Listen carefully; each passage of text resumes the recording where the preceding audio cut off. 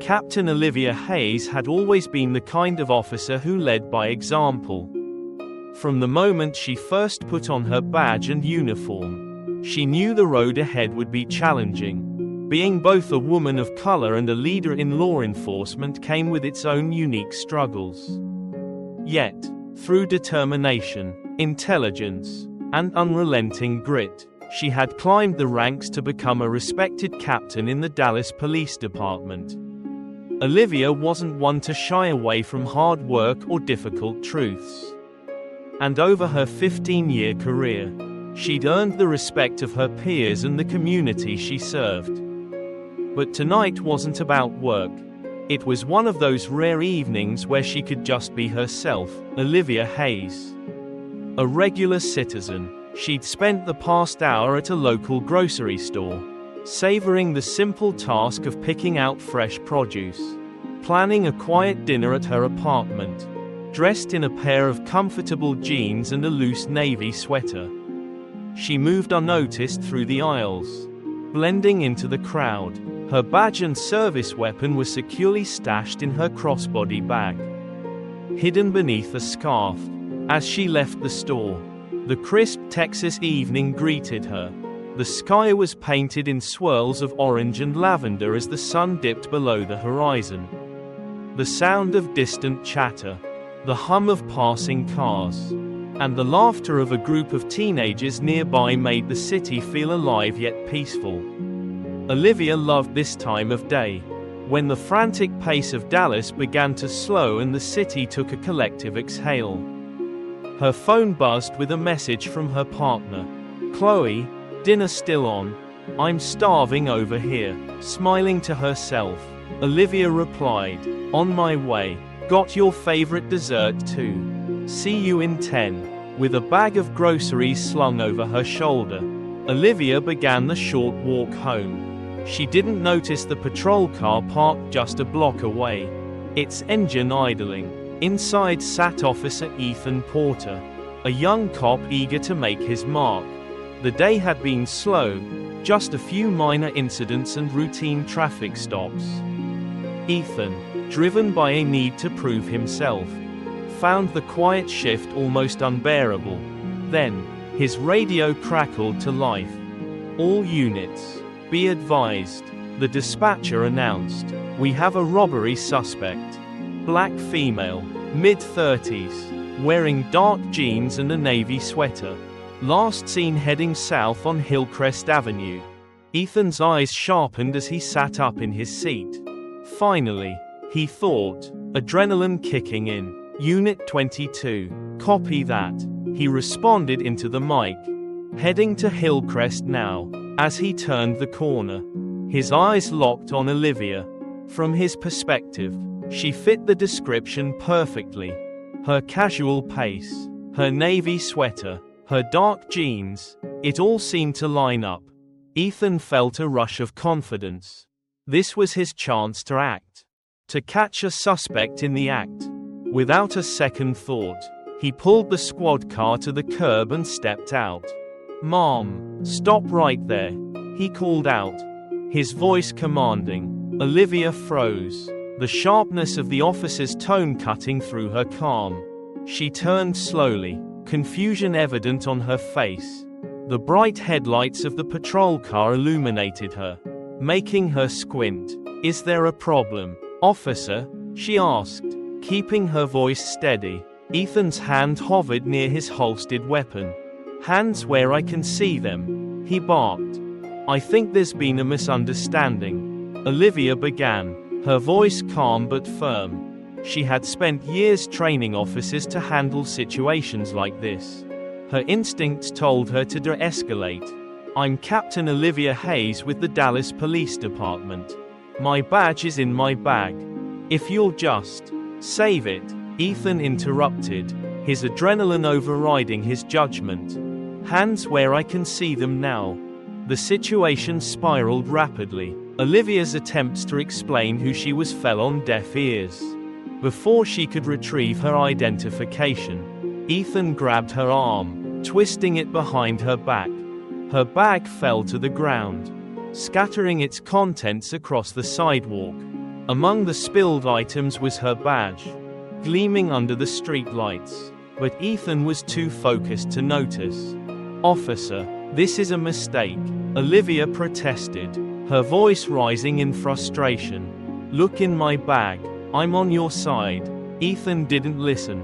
The cold steel of the handcuffs snapped around her wrists as passers-by began to gather, some pulling out their phones to record the unfolding scene. Olivia's heart pounded, not out of fear, but disbelief. How could one of her own officers not recognize her? How could he ignore everything she was saying? As she was led to the squad car, her groceries abandoned on the sidewalk, Olivia caught sight of the crowd. Their faces were a mix of concern, anger, and disbelief. Some whispered to each other, others recorded silently. To them, this was just another instance of a black woman being unfairly treated by law enforcement. They didn't know she was one of their leaders, a symbol of change in a system desperately in need of reform. The sirens wailed faintly as the squad car sped off toward the precinct. In the back seat, Olivia sat in stunned silence, her mind racing. She had spent years fighting to improve the system from within, to address the biases and injustices that plagued law enforcement. And now, she was the victim of the very system she had worked so hard to change. This wasn't just a mistake. It was a moment that would shake her department, and her city to its core. The precinct was eerily quiet as the squad car pulled into the backlot. Olivia Hayes had walked through these halls hundreds of times. But never like this, never in handcuffs, never as a suspect. Her pulse quickened as she stepped out of the car, led by Officer Ethan Porter, who remained oblivious to the gravity of his mistake. His grip on her arm was firm but not rough, his posture that of a man confident he had done his duty. Olivia's mind raced, searching for the right moment to speak up again, to break through his tunnel vision. But every time she tried to say something, Ethan silenced her with a sharp command, "Keep moving." Inside the station, the fluorescent lights buzzed overhead, casting a cold, sterile glow. The officers at the front desk barely glanced up as Ethan walked Olivia past them. She caught snippets of conversations, the hum of routine precinct life continuing as though nothing out of the ordinary was happening. But this wasn't ordinary, this was a monumental mistake. "Robbery suspect in custody," Ethan called to the booking officer, his voice steady. The officer, a young woman named Rachel Connor, glanced up from her clipboard. Her eyes flickered between Ethan and Olivia, narrowing slightly in confusion. "Wait, who's this?" Ethan gestured toward Olivia, match for the 10 to 31 on Hillcrest. Mid-30s, black female, navy sweater, dark jeans. Got her walking just a few blocks away from the scene. Rachel's brow furrowed, her gaze lingering on Olivia. Something about this felt wrong, but she didn't say it aloud. "All right," she said hesitantly, "let's get her processed." "Officer," Olivia began, her voice steady but firm. "This is a mistake. I'm Captain Olivia Hayes from the Dallas Police Department. My badge is in my bag. Your colleague here didn't bother to check." Rachel's eyes widened slightly at the name. She looked at Ethan, who seemed unfazed. "Is this true?"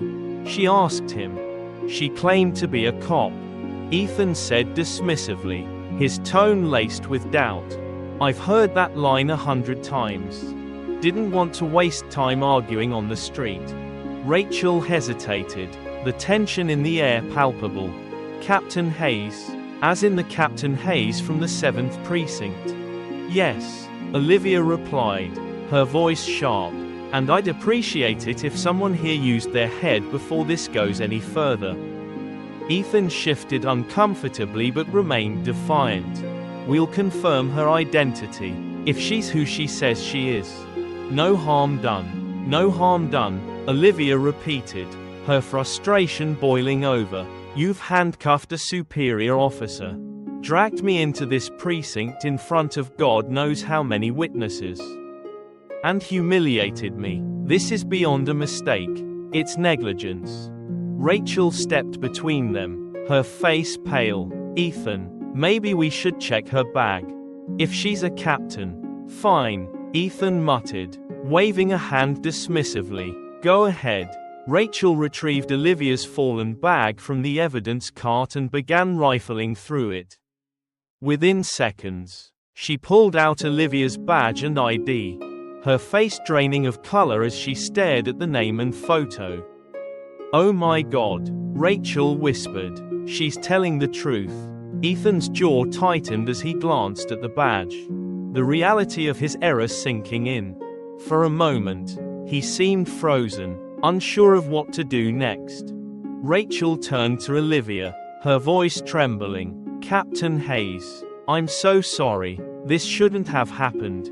No, Olivia said coldly, her eyes locking onto Ethan. It shouldn't have. The room fell silent as the weight of the moment settled over everyone. Olivia could see the mix of guilt and disbelief in Ethan's eyes. But she wasn't interested in apologies, at least. Not yet. The damage was already done. Rachel quickly unlocked Olivia's handcuffs, her hands shaking. I'll let the chief know you're here, she said. You do that, Olivia replied, rubbing her sore wrists. Her voice was calm, but her anger simmered just beneath the surface. And make sure Officer Porter understands exactly what he's done. Ethan opened his mouth to speak, but Olivia cut him off. Save it, we'll talk later. Right now, I need to speak to the chief. Rachel disappeared into the hallway, leaving Ethan and Olivia in tense silence.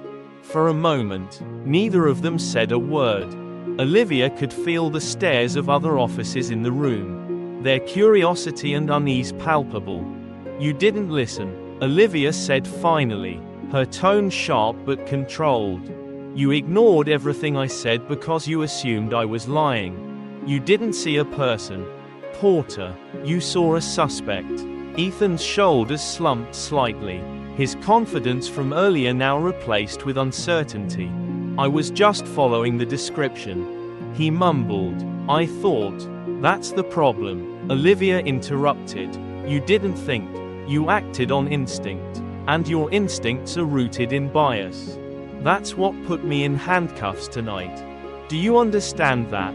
Ethan didn't answer, his gaze fixed on the floor. Olivia shook her head, her frustration mounting. We'll finish this conversation later, she said, her voice icy. After I've spoken to the chief. Rachel returned a moment later, her face tense. The chief will see you now, she said quietly.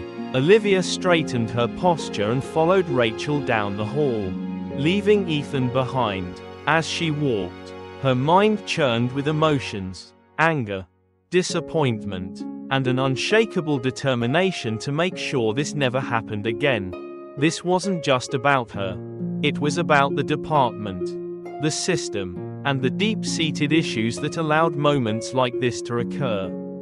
When she reached the chief's office, she took a deep breath and stepped inside.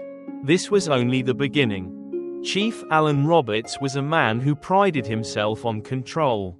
With over 3 decades in law enforcement, he had weathered scandals, riots, and political upheaval. But as Olivia Hayes stepped into his office, he looked more unsettled than she had ever seen him. His broad shoulders, usually squared with authority, seemed to sag slightly, and his piercing blue eyes betrayed a hint of weariness. Captain Hayes, he began, standing as she entered. I just got the rundown from Officer Connor. Please, sit. Olivia didn't move immediately. She stood in front of the desk, her gaze steady, letting the weight of the moment settle between them. Chief, I appreciate you seeing me, but we both know this conversation is long overdue. Roberts sighed and motioned for her to take a seat. I know. Let's talk about it. Olivia finally sat, folding her hands on the edge of the desk. "This isn't just about me being wrongfully arrested," she said, her voice calm but edged with steel. "This is about systemic failure. A failure of training, leadership, and accountability." Roberts leaned back in his chair, rubbing his temples. "You're right," he admitted. "What happened tonight was unacceptable. Officer Porter acted recklessly." "It's more than recklessness," Olivia countered. "It's bias, Chief." He looked at me, a black woman in casual clothes, and assumed I was guilty. He ignored my words, my identity, my rank. "How many times do you think this happens to civilians who don't have a badge in their bag?" Roberts didn't answer immediately, his silence filling the room with tension. Finally, he spoke, his tone measured. "I've been in this department long enough to know we have issues, Captain, but you also know how difficult it is to change a system like this. The resistance from within, the politics, excuses." Olivia interrupted sharply. "I've heard them all before. Resistance doesn't mean we stop trying. It means we work harder." Roberts nodded slowly, as if weighing her words. "What do you want to see happen here? Olivia, what do you need from me?" Olivia leaned forward, her eyes locked on his. "I want accountability. For Officer Porter, yes, but also for this department. We need real, structural change. Mandatory bias training for every officer, top to bottom, updated protocols for stops and arrests, and a firm commitment to addressing racial profiling head-on." Roberts sighed again, but this time it was more resolute than weary. "You're not wrong. I'll back you on this. But you know the union is going to push back. Hard. They can push all they want," Olivia said firmly. "The community is watching, Chief. The protests outside, the videos already circulating, they're demanding action. And they deserve it." Roberts nodded, a grim determination settling over his features. "All right, I'll call a meeting with the command staff tomorrow. We'll start laying the groundwork."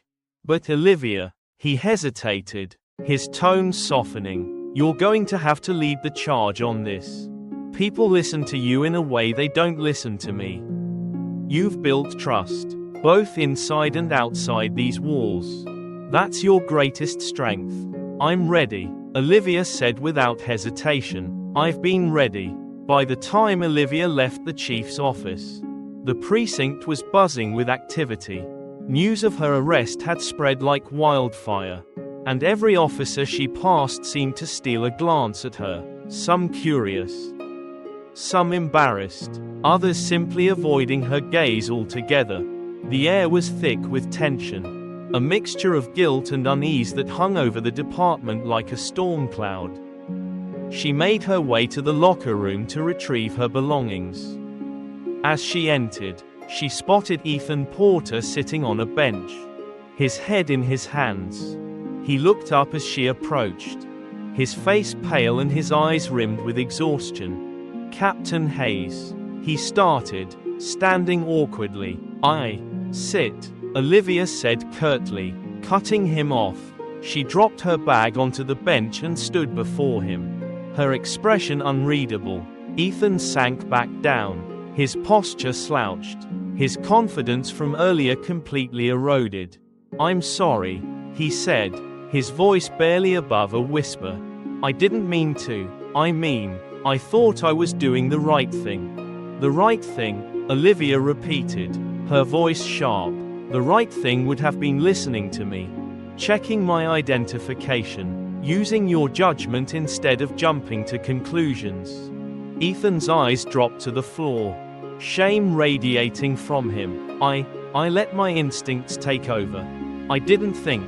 "No, you didn't think," Olivia snapped. "And because of that, you humiliated me, undermined this department, and exposed just how deeply ingrained these problems are. You didn't see a person, Porter. You saw a profile." Ethan's head hung low, his hands clasped tightly together. I know I messed up. I'll accept whatever consequences come my way. Olivia stared at him for a long moment, her anger tempered by a deeper frustration. She could see that he was remorseful, that he was beginning to understand the magnitude of his mistake. But remorse wasn't enough.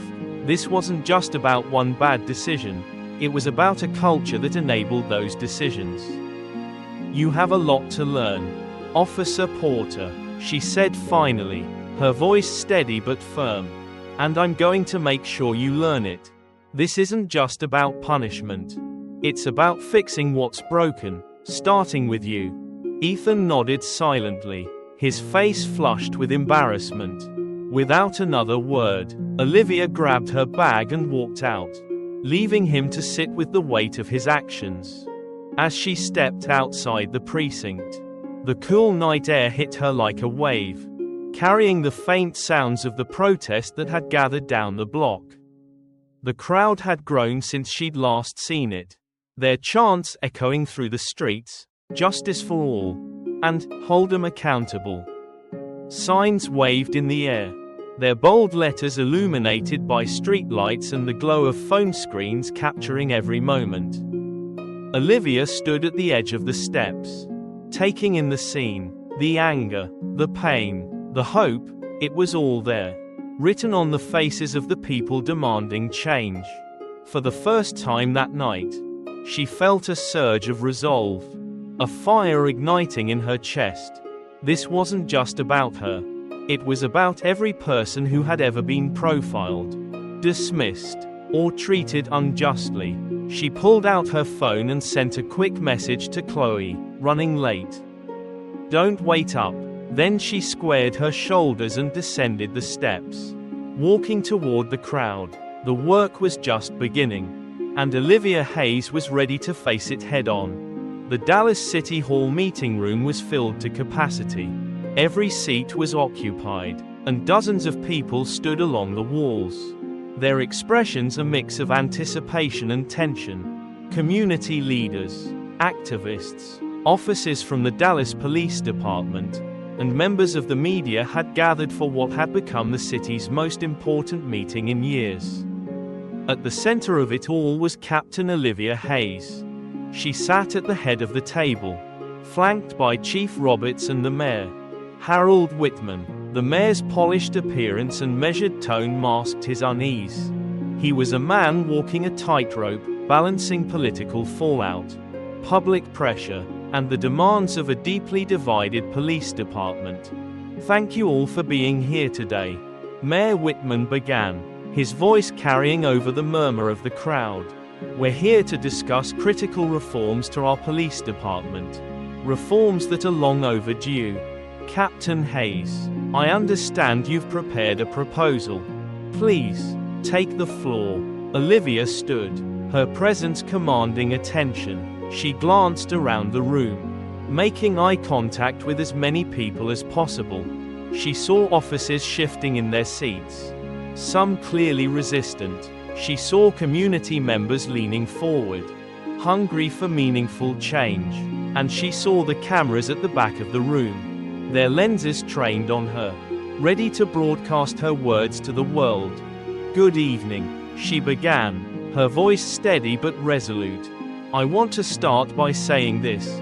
What happened to me 2 nights ago should never have happened. But it did, and while it's easy to frame this as a single mistake made by one officer, the truth is far more complex. This wasn't just about one individual's actions. It was about a system that allowed those actions to happen unchecked." The room was silent, her words hanging heavy in the air. "I've spent my career working within this department," Olivia continued. "I've seen the dedication of officers who put their lives on the line every day. But I've also seen the blind spots, the biases, the moments where we failed the very people we swore to protect. And now, we have an opportunity to address those failures, not with words, but with action." She gestured to the stack of papers in front of her. "This proposal outlines the steps we must take to ensure that what happened to me doesn't happen again. Not to me, Not to anyone. It includes mandatory bias training for all officers, updated arrest protocols, increased accountability measures, and the creation of an independent oversight committee. These are not just ideas. They are necessary changes that will rebuild trust between the police and the community. As she spoke, murmurs rippled through the room. Some nodded in agreement, while others exchanged skeptical glances. Olivia didn't let it faze her. She was prepared for resistance. One of the union representatives, a burly man with a deep voice named Ray Collins, stood up. "Captain Hayes, I respect what you're trying to do," he said, "but let's not act like these changes won't make our jobs harder. We're already stretched thin. Adding more training, more oversight, more red tape, it's going to slow us down. It's going to put us at risk." Olivia turned to face him, her expression calm but firm. "Ray, I hear your concerns, but let me ask you this. What puts us more at risk, spending time on proper training and accountability, or losing the trust of the community entirely? Because let's be clear, without that trust, we can't do our jobs effectively. And right now, we're losing it." Ray crossed his arms, his jaw tightening. "And what about the officers who feel like they're being blamed for something they didn't do? Most of us don't act out of bias. Most of us are just trying to do our jobs. I'm not here to assign blame," Olivia replied. "I'm here to address the reality that bias exists, conscious or unconscious, and it affects how we police. This isn't about punishment. It's about improvement. If we want to be better, we have to acknowledge where we've fallen short." A community activist, a young woman named Maya Rodriguez, stood next. Her voice was filled with passion. "Captain Hayes, we've heard promises of reform before. How do we know this won't just be another PR stunt? How do we know the department will actually follow through?" Olivia nodded, understanding the skepticism. "Maya, I get it. Trust isn't rebuilt overnight. It's earned through consistent actions. That's why I'm pushing for the Independent Oversight Committee. Their role will be to ensure transparency and hold us accountable. This isn't just about making promises. It's about delivering results." Maya seemed to consider this, her expression softening slightly, though doubt still lingered in her eyes.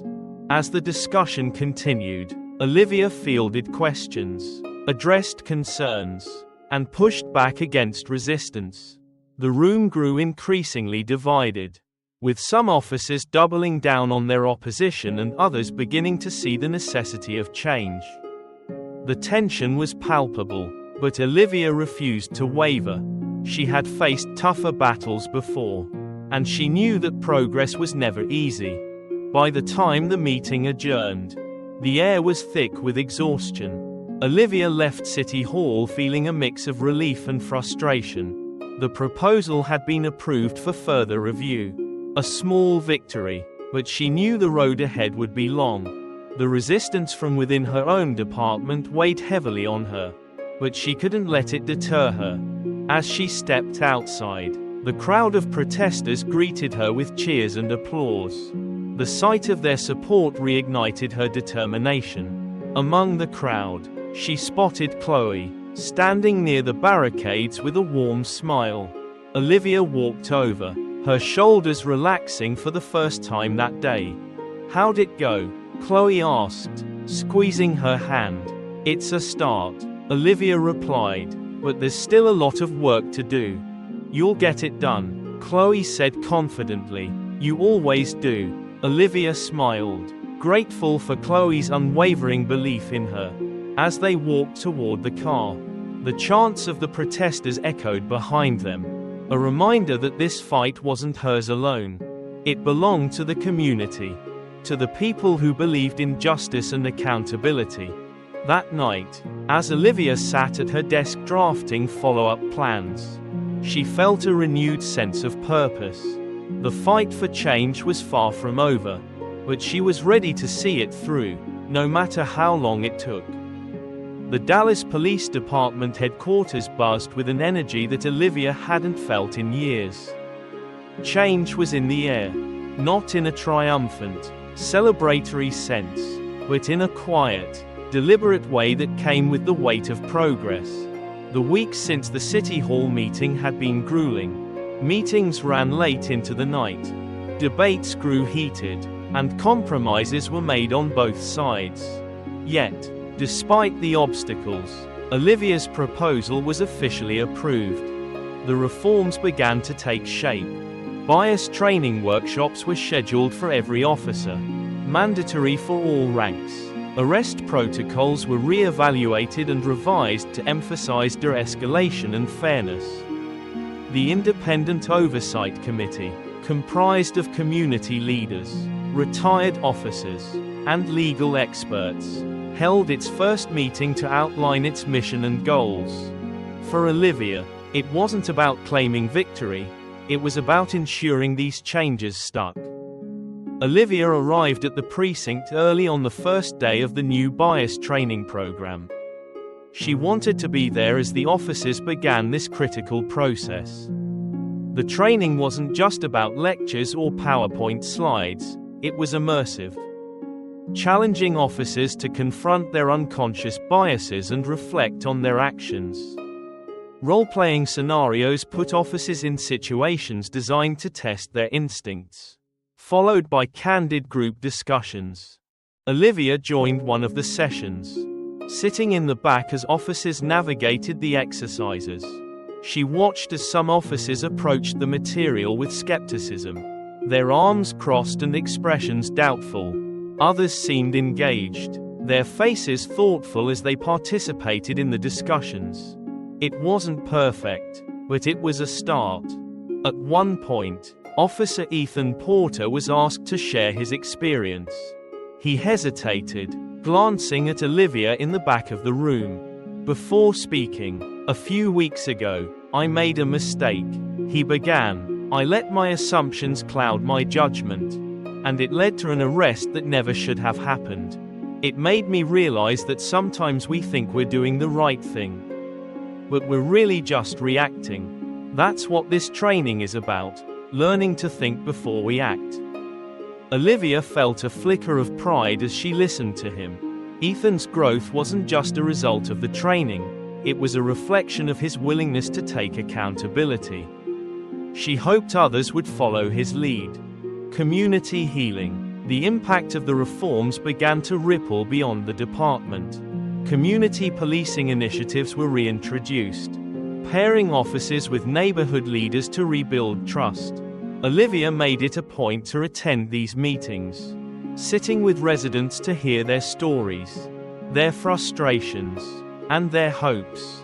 At one such meeting in South Dallas, a woman named Mrs. Taylor spoke up. She was in her 60s, with kind eyes and a no-nonsense demeanor. "Captain Hayes," she said, "I've lived here my whole life. I've seen good officers and bad ones. What I want to know is, how do we make sure these changes aren't just talk?" Olivia nodded, her expression serious. "Mrs. Taylor, I understand your concern. That's why the Oversight Committee is so important. They'll ensure that we're not just saying the right things but doing them. And if we're not, they'll hold us accountable. This is about more than changing policies, it's about changing how we operate." From the inside out, Mrs. Taylor studied her for a moment before nodding. "I'll hold you to that, Captain. I wouldn't expect anything less," Olivia replied with a small smile. Late one evening, after another day of meetings and trainings, Olivia sat on her balcony overlooking the city. The skyline was dotted with lights, a reminder of the community she served. Chloe joined her, handing her a cup of tea and sitting beside her. "Long day?" Chloe asked. "They're all long these days," Olivia replied with a tired laugh. "But it's worth it. I think we're starting to make progress." Chloe reached over, taking her hand. "You've done more than make progress. Liv, you've started something that's going to outlast all of us. Olivia leaned back in her chair, letting Chloe's words sink in. For so long, she had carried the weight of the department's flaws on her shoulders. But now she realized she wasn't carrying it alone. The reforms, the community's involvement, the offices beginning to embrace change, it was all part of something bigger than herself. Months later, Olivia stood at a podium in the precinct's main hall. Officers, community leaders, and reporters gathered to hear an update on the reforms. Behind her hung a banner with the department's new motto: integrity, accountability, service. Today marks 6 months since we began implementing these changes. Olivia began, her voice clear and strong. And while there's still work to do, I want to acknowledge the progress we've made together. This isn't just about new policies, it's about a new mindset. A commitment to being better. For our community and for each other. The room erupted into applause. But Olivia knew the applause wasn't for her. It was for the collective effort of everyone who had chosen to believe in the possibility of change. After the event, Ethan approached her. Captain Hayes, he said, his tone more confident than she'd ever heard it. I just wanted to say thank you for giving me a second chance. Olivia smiled. Thank yourself, Ethan. You chose to learn and grow. That's what makes the difference. As Olivia left the precinct that day, she felt a sense of closure. The road to reform had been long and fraught with challenges. But it was far from over. Still, the department was moving in the right direction. And that was enough to keep her going. The protests had subsided, replaced by community forums and open dialogues. Offices were adapting to the new policies. Slowly but surely, trust wasn't fully restored, but the foundation was being rebuilt. Olivia knew there would be setbacks, moments of frustration, and days when the weight of the work felt overwhelming. But she also knew that change, real change, was never easy. It required perseverance, courage, and an unshakable belief in the possibility of something better. As she drove home that evening, Olivia allowed herself a moment of quiet pride. She had fought for change, and she had seen it take root. And as long as she wore the badge, she would keep fighting for her department, her community, and the justice they all deserved.